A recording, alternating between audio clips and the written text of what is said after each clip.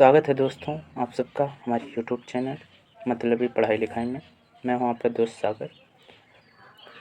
आप इस वीडियो में जानोगे कॉन्टिन्यूअस प्रेजेंट टेंस क्या है और उससे बनाने के नियम। तो जान लेते हैं what is continuous present tense. ऐसे वाक्य जिन वाक्यों के अंत में रहा है, रही हो, रहे हो, रहा हूँ, रही हूँ आदि ऐसे शब्द आते हैं तथा काम का होना जारी रहता है, प्रेजेंट कॉन्टिन्यूअस टेंस कहलाते हैं। उदाहरण के तौर पे देख लेते हैं। वह बाहर जा रही है, तुम पढ़ रहे हो। इस तरह के वाक्य जो होते हैं वो प्रेजेंट कॉन्टिन्यूअस टेंस के होते हैं। Okay. Affirmative sentence in present continuous tense. अब देख लेते हैं कि affirmative sentence present continuous tense में कैसे बनते हैं। तो अफर्मेटिव सेंटेंस जानते हो जिनमें ना तो कोई प्रश्नवाचक शब्द हो और ना कोई नकारात्मक शब्द हो, वही होता है अफर्मेटिव सेंटेंस। तो जैसे तुम खाना खा रहे हो, ये एक अफर्मेटिव सेंटेंस है क्योंकि इसमें ना तो नकारात्मक शब्द है ना तो प्रश्नवाचक शब्द है। ओके। तो देख लेते हैं अफर्मेटिव सेंटेंस को प्रेजेंट कॉन्टिन्यूअस टेंस में बनाने के नियम। सबसे पहले सब्जेक्ट लिखा जाता है, फिर उसके बाद सहायक क्रिया इच, एम, आर लिखा जाता है, फिर वर्ब की फर्स्ट फॉर्म में आईएनजी जोड़ा जाता है, फिर उसके बाद ऑब्जेक्ट लिखा जाता है, फिर उसके बाद अदर्स लिखा जाता है। तो यहाँ पे दिख रहा है, आप नोट कर सकते हो तुरंत। ओके। अब उदाहरण देख लेते हैं कैसे। नियमों पर लिखा है और नियम के साथ ही उदाहरण को हम बनाएंगे। तुम खाना खा रहे हो, तो सबसे पहले क्या है, सब्जेक्ट है। सब्जेक्ट क्या है, तुम की अंग्रेजी यू लिखेंगे, फिर उसके बाद हो यानी बहुवचन है तो आर लगाएंगे। You are eating the food, खाना खा रहे हो, खाना फूड खा रहे हो, ईटिंग। ओके। आई होप आप सबको समझ में आया होगा।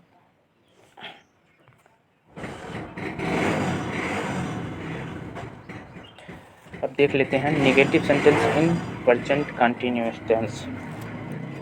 नेगेटिव सेंटेंस तो जानते हो आप सब, इसमें प्रश्नवाचक शब्द भी हो सकते हैं और नकारात्मक शब्द होते हैं। तो इन्हें बना प्रेजेंट कंटिन्यूअस टेंस में जैसे देख सकते हो, ये उदाहरण है नेगेटिव सेंटेंस का। तुम कल से नहीं आ रहे हो, ये है उदाहरण। ओके। तो अब नियम देख लेते हैं कि इसे बनाना कैसे है। सबसे पहले सब्जेक्ट, फिर उसके बाद सहायक क्रिया इज, एम, आर, फिर उसके बाद नॉट, फिर उसके बाद वर्ब के फर्स्ट फॉर्म में आईएनजी, फिर उसके बाद ऑब्जेक्ट, फिर उसके बाद अदर्स। तो ध्यान से देख सकते हो, इसे नोट कर लो। फिर ये उदाहरण देख लेते हैं। तुम कल से नहीं आ रहे हो, तुम कल से नहीं आ रहे हो, आने वाले कल से। तो इसे बनाएंगे कैसे। सबसे पहले क्या है, सब्जेक्ट है, सब्जेक्ट तुम है तो तुम की अंग्रेजी लिखेंगे यू, आर बहुवचन है तो आर, नहीं आया है तो नहीं, सब्जेक्ट। उसके बाद सहायक क्रिया, सहायक क्रिया क्या है, हो, तो सहायक क्रिया है हो तो आर लगाएंगे, फिर नहीं आया है तो नॉट लगाएंगे, फिर क्रिया में आईएनजी जोड़ेंगे, क्रिया आ रहे तो आईएनजी लगा दिए। कल से यानी आने वाले कल से, यानी from tomorrow. You are not coming, sorry coming होना चाहिए था, गोइंग लिखे हैं, I am so sorry, coming from tomorrow. Okay. I hope समझे होंगे आप। अब देख लेते हैं दोस्तों interrogative sentence in present continuous tense. Interrogative sentence present continuous tense का। तो आप जानते हो इंट्रोगेटिव सेंटेंस क्या होते हैं। जिन वाक्यों में प्रश्नवाचक शब्द पाए जाते हैं इंट्रोगेटिव सेंटेंस कहलाते हैं, चाहे उसमें नकारात्मक शब्द हो या ना हो। प्रश्नवाचक शब्द है तो इंट्रोगेटिव सेंटेंस हैं। ओके। जैसे उदाहरण देख लो, उदाहरण एक मिनट अभी दिखाएंगे आपको। नियम देख लेते हैं सबसे पहले, उदाहरण भी देख लेते हैं पहले। उदाहरण देख लो, क्या तुम अपने घर जा रहे हो। दूसरा उदाहरण, हम क्या कर रहे हैं। ये उदाहरण है इंट्रोगेटिव सेंटेंस के। अब इन्हें बनाना कैसे है, नियम देख लेते हैं। ओके। यस या नो टाइप, यस या नो टाइप, इसमें दो नियम होते हैं। यस या नो टाइप, यस या नो टाइप क्या है, जिन वाक्यों में क्या सबसे पहले आता है, क्या आता है सबसे पहले, कोई प्रश्नवाचक शब्द पहले आ जाता है, उन्हें कहते हैं यस या नो टाइप। और जिन वाक्यों में प्रश्नवाचक शब्द बीच में आते हैं उन्हें कहते हैं हम WH टाइप। ओके दोस्तों, समझे? तो अब देख लेते हैं इन्हें बनाने के नियम। सबसे पहले यस या नो टाइप को देख लेते हैं। सबसे पहले यस या नो टाइप में लिखते हैं सहायक क्रिया। सहायक क्रिया इज एम आर, अब सब्जेक्ट के अनुसार लिखा जाएगा। फिर उसके बाद सहायक क्रिया के बाद सब्जेक्ट, सब्जेक्ट के बाद वर्ब के फर्स्ट फॉर्म में ING, फिर ING, फिर उसके बाद ऑब्जेक्ट, फिर उसके बाद अदर्स। ओके, सबसे पहले सहायक क्रिया, फिर सब्जेक्ट, फिर वर्ब में के फर्स्ट फॉर्म में ING, फिर ऑब्जेक्ट, फिर अदर्स। ओके, अब WH टाइप देख लेते हैं। WH टाइप में क्या है? सबसे पहले WH लिखा जाता है, फिर उसके बाद सेम यस या नो टाइप। सबसे पहले WH टाइप, WH, फिर उसके बाद सहायक क्रिया, फिर सब्जेक्ट, फिर वर्ब के फर्स्ट फॉर्म में ING, फिर ऑब्जेक्ट, फिर अदर्स। ओके, आई होप आप सबको क्लियर हो गया होगा।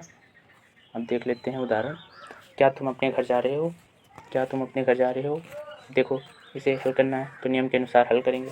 नियम क्या था? सबसे पहले यस या नो टाइप का है ना, क्योंकि इसमें क्या यानी प्रश्नवाचक शब्द पहले आया है, तो यस या नो टाइप का है, इससे पहचान लेते हैं हम।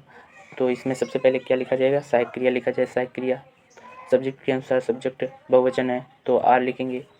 फिर उसके बाद सब्जेक्ट लिखेंगे, सब्जेक्ट तुम है तो तुम की अंग्रेजी लिखेंगे। फिर वर्ब है जा रहे हो तो वर्ब में ING जोड़ देंगे। फिर उसके बाद जो ऑब्जेक्ट है आपका वो ऑब्जेक्ट लिखेंगे। अब जहाँ अपने होते हैं ये भी जान लो, जहाँ अपना लग जाए वो सब्जेक्ट के अनुसार उसका जो है सब्जेक्ट, जैसे यू तो योर, आई तो माई, ऐसे लगते हैं। ओके, तो क्या तुम अपने घर जा रहे हो? Are you going to your house? दूसरा उदाहरण देख लेते हैं। हम क्या कर रहे हैं? तो इसमें बीच में आया है तो जान सकते हो, आप आराम से जान सकते हो कि WH टाइप है। तो सबसे पहले क्या लिखा जाएगा? WH टाइप में सबसे पहले लिखा जाता है WH। तो WH क्या की अंग्रेजी लिखेंगे व्हाट। अब हम है और हम क्या है? बहुवचन है तो बहुवचन की अंग्रेजी लिखेंगे आर। फिर उसके बाद हम की WH टाइप के बाद सहायक क्रिया, सहायक क्रिया के बाद सब्जेक्ट, सब्जेक्ट के बाद क्रिया में ING, क्रिया के फर्स्ट फॉर्म में ING। तो सबसे हम क्या कर रहे हैं? What are we doing. I hope आप सबको समझ में आया। अगर वीडियो समझ में आई लाइक शेयर कमेंट कीजिए, अपने दोस्तों को ज़रूर शेयर कीजिए। और अगर सब्सक्राइब नहीं किया अब तक चैनल तो चैनल को सब्सक्राइब कीजिए और घंटी का बटन दबाना ना भूलें ताकि आपको अगली वीडियो मिलती रहे। Okay, thank you guys.